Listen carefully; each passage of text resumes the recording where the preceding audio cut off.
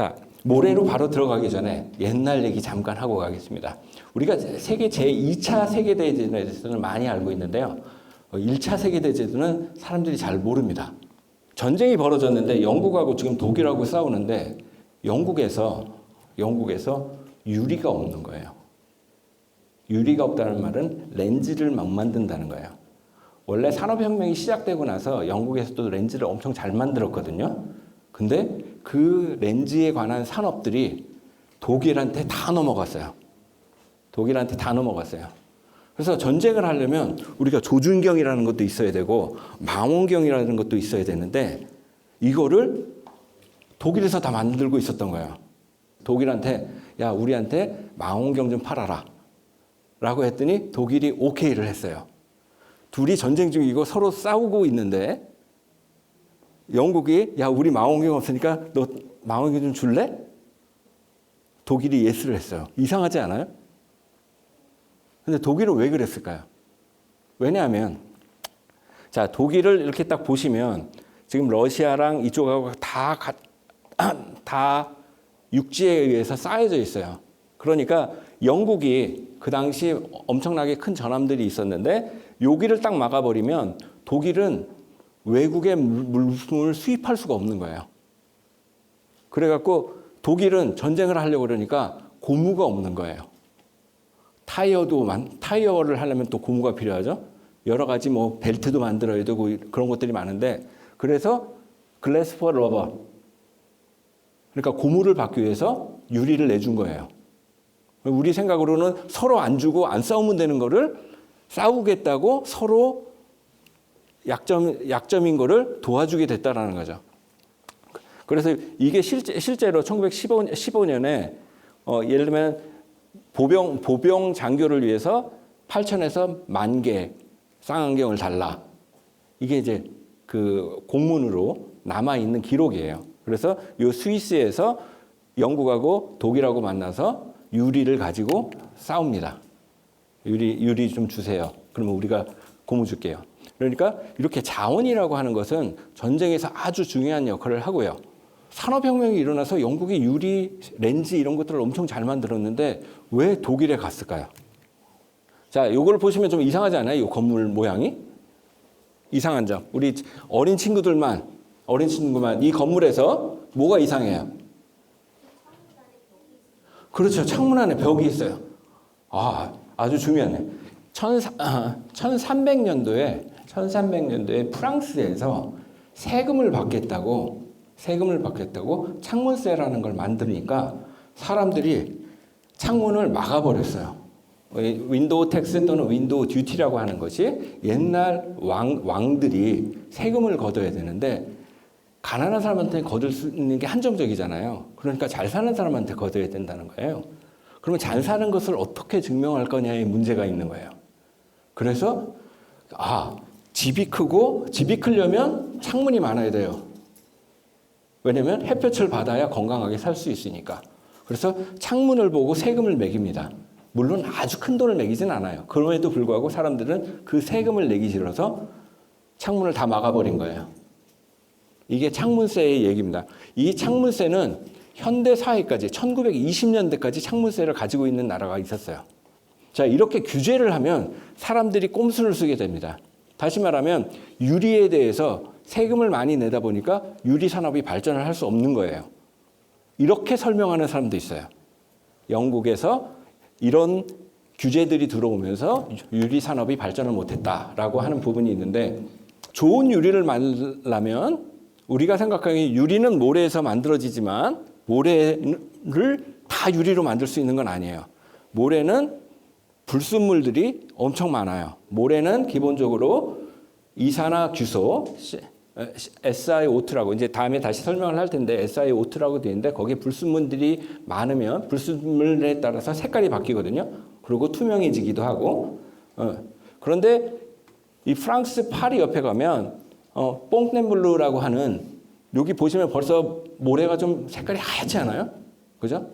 이게 육지 안에 있는 데인데도 모래가 이렇게 하얘요. 그래서 이 프랑스에 있는 이 모래들을 이용을 해서 독일이 훨씬 만들기 쉬웠다라는 얘기를 하는 사람도 있고 독일에 가면 자, 이렇게 하얗게 되어 있는 건 다 모래입니다. 이렇게 모래 광산이 있어서 독일이 훨씬 더 싸게 만들 수 있었기 때문에 독일의 과학기술이, 유리기술이 훨씬 더 좋았다라고 얘기를 할 수가 있어요. 자, 모래는 엄청나게 많이 활용이 됩니다. 우리 삶에서. 가장 중요한 거, 가장 많이 쓰이는 부분, 콘크리트. 자, 콘크리트는 우리나라, 아니, 우리 인류의 문명을 바꿨다고 얘기할 수가 있어요. 우리 주변에 보이는 데서 눈만 이렇게 돌리면 다 콘크리트가 보여요. 그 다음에 또 엄청 많이 쓰이는 게 유리. 자, 유리가 얼마나 중요하냐면요. 한 학자는 인류를 바꾼 20가지 발명품을 딱 했는데 그 중에 16개인가 17개가 다 유리를 기반해서 만들어진 거예요. 가장 대표적인 거 현미경. 또 대표적인 거 망원경. 그 다음에 거울. 이런 거 다 유리로 만든 거예요. 그리고 지금 여러분들 핸드폰 맨 앞에 있는 거는 다 유리죠. 그죠? 우리가 알게 모르게 계속 유리를 쓰고 있다는 것 말씀을 드리고요. 그 다음에 지금 제일 많이 쓰는 거. 이게 뭘까요? 실리콘 인곳이라고 그래요. 아까 말씀드렸지만 유리라고 하는 것 또는 모래라고 하는 것의 주성분은 실리카라고 하는데 이게 실리콘하고 산소하고의 화합물이에요. 네. 그러니까 어떻게 보면 우리 인간의 삶 자체가 거의 흙, 모래하고 뗄래야 뗄 수가 없는 거예요. 우리 농작물도 다 어디서 자라죠? 흙에서 자라죠. 그죠? 흙의 대부분은 뭐에 있죠? 모래가 들어가 있죠. 바위에서 야채 키우지 않잖아요. 그죠? 그러니까 우리 사는 것 자체가 안경부터 끼고 있는 것부터 시작해서 모래가 아닌 게 없는 거예요. 근데 모래는 정의가 되게 특이해요. 모래는 한 가지 정의밖에 없어요. 그게 뭐냐면 바로 사이즈에 의한 정의예요.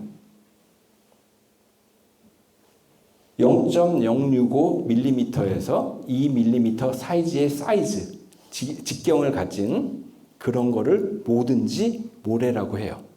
그러니까 철모래 가능합니까? 가능해요. 플라스틱 모래 가능합니까? 가능해요. 설탕모래 가능합니다. 왜냐하면 모래라는 말은 크기에 대한 내용이에요. 크기에 대한 내용. 우리가 꼭 땅에서 안 나와도 설탕으로 저만한 알갱이를 만들면 우리가 샌드라는 말을 붙일 수가 있다는 거예요. 근데 우리가 실제로는 그렇지 않지요. 보통 이제 땅에서 나오는 걸 얘기를 해서 보통 이런 것들을 우리가 다 모래라고 하죠. 근데 생각보다는 이렇게 큰 모래들도 있어요. 요게 2mm 정도 되면 조금 이렇게 가까이서 찍으면 되게 크거든요. 요것도 다 모래라고 하고요. 이제 요게 2mm가 넘어가면 이제 우리가 보통 그레이블이라고 해서 자갈이라고 하는 부분이 들어가는 거고요. 그 다음에 여기 실트하고 클레이라고 하는데 우리가 진흙. 여기 실트는 보통 진흙 쪽으로에 가깝고요. 클레이는 우리가 찰흙 같은 거의 이 알갱이의 느낌이 안 들어가는 정도 이런 걸로 해서 위치를 클레이가 제일 작은 거고 그 다음에 실트, 그 다음에 샌드, 그 다음에 이제 자갈로 해서 이제 암석까지 이렇게 쭉 사이즈가 커지는 거예요. 그래서 모래는 땅에 나오는 게 모래만 아니라 사이즈가 0.065에서부터 2mm까지 있는 거. 자, 그러면 이 모래들은 우리가 일반적으로 사이즈에 의해서 정의된다고 하는데 그럼 모래는 어떻게 만들어질까요? 이것도 초등학교 때 과학에서 나옵니다. 크게 사막에서도 만들어지고 우리가 사막 모래가 있고 그다음에 바닷모래 또는 강모래라고 하는 물에서 만들어지는 모래가 있어요. 자, 근데 이 모래는 기본적으로 뭘로 만들어지죠? 뭐에서 시작되죠? 우리가 그걸 뭐라고 부르는데? 돌이 작아지는 걸 뭐라 그러죠? 시간이 지남에 따라 작아지는 거? 풍화. 그렇죠. 우리가 풍화작용이라고 하는 풍화에 의해서 모래가 만들어집니다. 자, 풍화에는 화학적 풍화, 물리적 풍화라고 있는데 보통 이제 물리적 풍화라고 하는 것과 화학적 풍화를 정확히 가르기는 어려워요. 다만 이제 사막 모래는 바람의 영향하고 그다음에 해가 쪄갖고 너무 뜨거웠다가 저녁에 식으면 늘어났다 줄어들었다 하면서 쩍 갈라지잖아요. 그런 것 때문에 생겨서 사막모래는 주로 물리적 풍화라고 얘기를 하고요. 물에 의해서 나무가 풀이 바위 속에 들어가든가 해가지고 이렇게 쩍쩍 갈라지거나 아니면 물이 얼었다 녹았다 하면서 뭐 이런 것들 아니면 물에 의해서 바위나 이런 것들이 녹으면서 생기는 것을 우리가 화학적 풍화라고 하죠. 이 바위돌 굴러서 뭐가 되죠? 조약돌이 되고 조약돌 굴러서 모래알이 되죠. 그죠? 물에 의해서 계속 굴러가면서 나중에는 바다에 와서 쌓이죠. 근데 이 바다에서 쌓이는 것만 그러니까 기반암, 암석이 잘라서 오는 게 뿐만 아니라 바다에 가면 많은 생물들이 살죠. 요만한 생물들 아니면 조개 이만한 게 있으면 얘네들도 죽으면 다 깨지죠. 이게 다 모래가 됩니다. 자, 얘가 앵무새 고기 또는 패럿피쉬라고 하는 고기인데요. 얘는 산호를 먹습니다. 열대 지역에 가면 얘가 사는 곳에서는 이 패럿피쉬가 사는 곳에서는 얘네들의 똥이 쌓여가지고 그게 모래가 됩니다. 그래서 열대 지방에 하얀 모래가 많네. 그래서 좋네. 여러분들이 물고기 똥에서 놀고 있는 겁니다. 자, 그래서 모래는 이렇게 그냥 크게 두 가지로 형성이 되고요. 그 다음으로 가면 모래는 우리는 보통 요 색깔만 보통 생각을 하죠. 그죠? 약간 브라운기, 갈색기가 나는 요런 것만 생각을 하는데 아까 모래가 어디서부터 나왔다고요? 기반암. 원래 그 모래의 원천이 됐던 암석이 뭐냐에 따라서 모래의 색깔이 달라집니다. 그래서 보통 우리나라 근처 화강암이나 이쪽 계열들은 다 이런 류의 색깔들을 내고요. 완전히 다양한 모래의 색깔들이 있습니다. 근데 요 많은 색깔들 중에 얘는 좀 특이한 것 같아요. 정확히는 안 보이는데 왠지 좀 동글동글해요. 바닷속에 있는 탄산 칼슘이 자기가 응결을 해요. 응결을 해서 이렇게 동그랗게 뭉친 거예요. 그래서 요거는 우이드라고 하는데 요런 모래도 있습니다. 비치 샌드인데 아까 말씀드렸죠. 이런 거. 이렇게 생긴 조개, 우리가 이런 거를 다 조개라고 그러죠. 네. 소라, 아니면 조개. 이런 것들을 보통 유공층이라고 하거든요. 유공층. 살아있을 때는 움직이고 이렇게 있다가 죽으면, 탄산칼슘만 남아갖고 이렇게 일종의 시체처럼 요 안에 이렇게 섞여 있는 것들이 많고요. 요거는 이렇게 검정색에 있는 거는 하와이는 뭐로 유명하죠? 화산활동. 화산활동하면 무슨 암? 현무암. 현무암은 무슨 색? 검정색. 그 검정색이 쪼개지면 여전히 검정색으로 남아있는 거예요. 그래서 우리가 모래를 보면 얘가 대충 어디서 왔는지, 이 모래가 생긴 그 기반암은 어디서 생긴 건지, 그걸 다 알 수 있어요. 그래서 이런 다양한 것들을 갖고 그 지형에 대해서 과학적으로 알 수 있는 부분이 있는 거죠. 우리가 착각하는 것 중에 하나. 자, 콜로세움. 자, 콜로세움은 돌을 깎아서 지은 게 아니에요. 자, 콜로세움, 파테온 해갖고, 로마의 많은 건축물들이 이거를 돌을 깎아서 우리 화강암을 이렇게 잘라가지고 쌓고 하는 게 아닙니다. 이거 다 로마식 콘크리트로 만든 거예요. 그러니까 이때도 엄청나게 많은 콘크리트가 만들어졌고 그 말은 엄청나게 많은 모래를 사용을 해왔다는 거예요. 자, 가장 대표적이죠. 미국 뉴욕의 맨하튼에 가면 이런 건물들이 약 100만 개가 있다고 얘기를 합니다. 이거를 계산을 해보니까 약 7억 7천만 톤이라고 합니다. 이 뉴욕은 이 밑에가 화강암입니다. 엄청나게 큰 암석대로 돼 있어서 돌 위에다가 건물을 졌는데 이 건물이 얼마나 무게다? 7억 7천만 톤. 반 정도는 모래의 무게가 되는 거예요. 달이 져야 되고요. 도로 져야 되고요. 콘크리트가 들어가는 모든 데는 다 모래가 사용이 됩니다. 그 모래는 다 우리가 채취해서 써야 되는 거예요. 중국이 그때 2010년부터 2014년인가 4년간 쓴 콘크리트의 양이 미국이 100년 동안 쓴 거랑 똑같대요. 양이. 그런데 지금 인도가 요새 경제가 좋아지고 있잖아요. 그래서 부상하고 있으니 얼마만큼 많은 콘크리트를 필요로 하고 얼마만큼 많은 유리를 쓰겠어요. 그런데다가 자, 우리의 삶은 이제 더 이상 반도체에 의하지 않고는 살 수가 없습니다. 자, 이게 2021년도인데도 불구하고 2021년도 성장률이에요. 성장률이 9, 8, 5, 6, 7 평균 8%, 9%로 계속해서 늘고 있어요. 더 이상 반도체가 아닌 게 없어요. 이 안에도 반도체가, 이 마이크 안에도 반도체가 들어있고요. 이거 안에도 반도체가 들어있고, 컴퓨터 안에도 들어있고, 여러분 핸드폰에도 반도체가 한 개 들어있는 게 아니라 4, 5개가 들어가고, 정확히 따지면 한 20 몇 개가 들어가요. 다 그거 어디서 왔다고요? 모래에서 왔어요.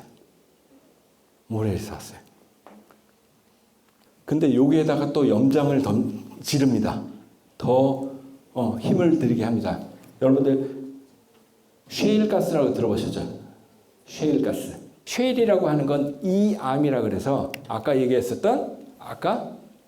말씀드렸었던 실트라는 거랑 비슷한 거거든요. 아주 진흙 같은 건데 얘가 기름을 머금고 있어요.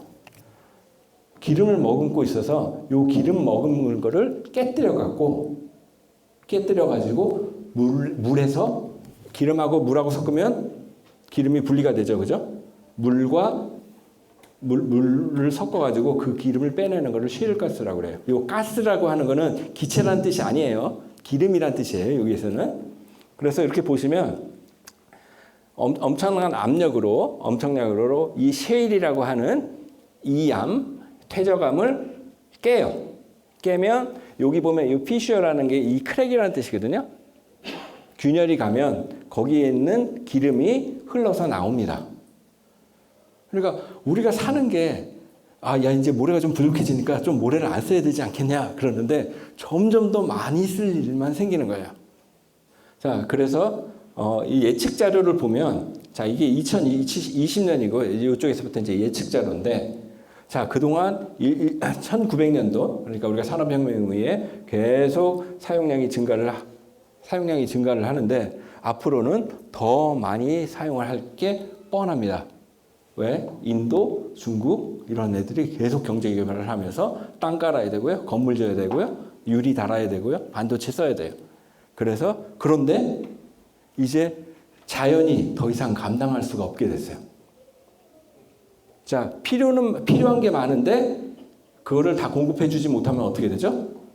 가격이 올라가죠. 자, 모래 부족의 결과는 단순히 가격이 올라가는 것의 문제가 아니에요. 아까도 말씀을 드렸지만 예를 들면 이런 거예요. 강에서 모래를 퍼잖아요. 그러면 모래만 살짝 걸으면 좋은데 그렇게가 안 돼요. 이만큼을 다 퍼서 모래만 걸러내는 겁니다. 큰 사이즈만 걸러내고 나머지는 흙탕물이 돼서 이런 형태로 남아요. 그러면 여기에 물고기가 살 수 있겠습니까? 없겠습니까? 수풀이 살 수 있겠습니까? 없겠습니까? 다 죽어나가는 거예요. 그리고 더 큰 문제, 요새 강원도 가시면 이런 거 많이 보실 거예요. 바닷모래를 너무 많이 쓰니까 생각을 해보세요. 해변이 있고요. 이렇게 바다 속에 가면 여기에 이렇게 모래가 쌓여있을 거란 말이에요. 얘 모래를 꺼내면 여기 있는 흙들이 일로 흘러내리겠죠. 그러면서 이렇게 연안, 해안 침식이 발생을 해요. 이거 막을 수 있을까요? 없을까요? 못 막아요. 물의 흐름이 바뀌어도 이런 게 생기는데 아예 밑에서부터 흙을 빼내니까 이거를 막지 못하면 우리 해안가는 계속 물러날 거고요. 또 해수면이 올라가면 이거는 더 심해질 거예요. 그래서 실제로 해변 가까이 좋은 집 지었다가 하다가 그냥 쓰러져 버리는 경우도 조만간 생길 수 있다는 것을 생각을 해야 돼요. 그래서 우리 삶 자체가 모래에 의해서 세워져 있고 그럼에도 불구하고 우리가 모래를 이렇게 관리하지 않고 쓴다면 아주 위험한 일이 발생을 할 거고요. 요거는 이제 전라북도 앞쪽 바다에 한 해변에서 25km 던 간데에서 이게 모래를 채취한 자국이에요. 깊이가 더 깊어요. 깊이가 더 깊은 곳이에요. 이렇게 땅을 딱 파서 모래를 딱 빼놓으면 웅덩이가 이렇게 생기잖아요. 근데 이 웅덩이에는 물고기가 살 수 있을까요? 없을까요?